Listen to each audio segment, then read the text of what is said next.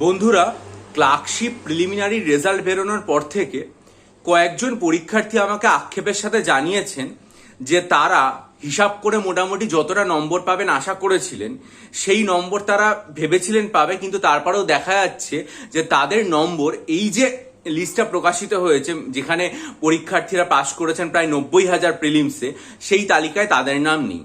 ফলে তাদের অনেকেই দুঃখ পেয়েছেন এবং জিজ্ঞাসা করেছেন কি করণীয়। তা আমার যেটা মনে হয়, এই যে দ্বিধাদ্বন্দ্বের ব্যাপারটা, সেটা যে শুধুমাত্র ক্লার্কশিপ পরীক্ষার ক্ষেত্রে আসে তাই নয়। ক্লার্কশিপের পাশাপাশি একই জিনিস আমি WBCS প্রিলিমসের রেজাল্ট বেরোনোর পরও অনেক পরীক্ষার্থীর কাছে শুনেছিলাম, মিসলেনিয়াস প্রিলিমসের রেজাল্ট বেরোনোর পরও আমি বহু পরীক্ষার্থীর কাছে ব্যাপারটা শুনেছি। সেই জন্য আমার মনে হয় যে আপনাদের কয়েকদিন অপেক্ষা করা উচিত, কারণ একই রকম ভাবে নিশ্চয়ই মিসলেনিয়াস এবং WBCS এর মতো ক্লার্কশিপ পরীক্ষায় পরীক্ষার্থীদের প্রত্যেকের যে প্রাপ্ত নম্বর সেটার যে সম্পূর্ণ তালিকা, যারা পরীক্ষায় বসেছেন তারা পাস করুন বা না করুন নির্বিশেষে প্রত্যেকের নম্বর পাবলিক সার্ভিস কমিশন নিশ্চয়ই তাদের ওয়েবসাইটে প্রকাশ করবে। মঙ্গলবার পর্যন্ত অফিসিয়াল ছুটি আছে। আমার বিশ্বাস তারপরে নভেম্বর মাসের শুরুতেই একদম পাবলিক সার্ভিস কমিশন অফিসিয়াল ওয়েবসাইটে প্রকাশ করে জানিয়ে দেবে যে প্রত্যেক পরীক্ষার্থীরা প্রিলিমস পরীক্ষায় কত নম্বর পেয়েছেন, এবং সেটা প্রকাশিত হলেই আপনাদের মনে দ্বিধাদ্বন্দ্ব সমস্তই নিরসন হয়ে যাবে।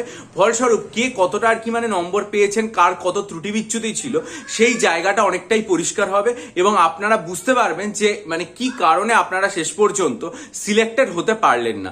তাই পাবলিক সার্ভিস কমিশন যখন নভেম্বর মাসের শুরুতে তাদের অফিসিয়াল ওয়েবসাইটে এটা জানবে তখনই আপনাদের কাছে বিষয়টা সম্পূর্ণভাবে স্পষ্ট হবে।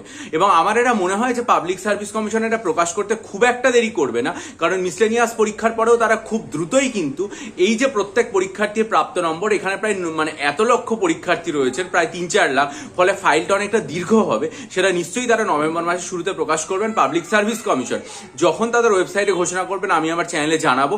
তার জন্য আপনারা চ্যানেলের দিকে অবশ্যই নজর রাখুন, চ্যানেলটা সাবস্ক্রাইব করে নিন। আর যারা মনে করবেন আসন্ন ক্লার্কশিপ মেন পরীক্ষা, WBP এবং KP মেন পরীক্ষার জন্য ডেসক্রিপটিভ বাংলা, ইংরেজি বা ডেসক্রিপটিভ অঙ্কের স্টাডি মেটেরিয়াল নিতে চান, তারা আমার চ্যানেলে ঠিক আমি আগের সপ্তাহে 19 অক্টোবর যে বিস্তারিত ভিডিওটা আপলোড করেছিলাম সেটা দেখে আমার সাথে ইমেলের মাধ্যমে যোগাযোগ করুন। এতদিনে প্রায় 300 মতো পরীক্ষার্থী আমার সাথে যোগাযোগ করে স্টাডি মেটেরিয়াল নিয়েছেন এবং 750 পরীক্ষার্থী ইমেল করে অপেক্ষারত। আমি জানি আপনারা উদ্বিগ্ন হয়ে পড়ছেন, যেহেতু একার হাতে আমি পুরো ব্যাপারটাই তো দেখাশোনা করি, ফলে ইমেলের রিপ্লাই দিতে সময় লাগছে। আমি দুঃখিত এবং ক্ষমাপ্রার্থী। আমি সবাইকেই ধীরে ধীরে উত্তর দেব। তারপর যারা আগ্রহ বোধ করবেন তারা আমার থেকে স্টাডি মেটেরিয়াল নেবেন। তবে যারা নিতে চান তারা অবশ্যই 19 অক্টোবরের ভিডিওটা মনোযোগ দিয়ে দেখে ডেসক্রিপটিভ বাংলা, ইংরেজির জন্য আমার সাথে ইমেলের মাধ্যমে যোগাযোগ করুন। ভালো থাকুন, বিজয়ী হন, সফল হন।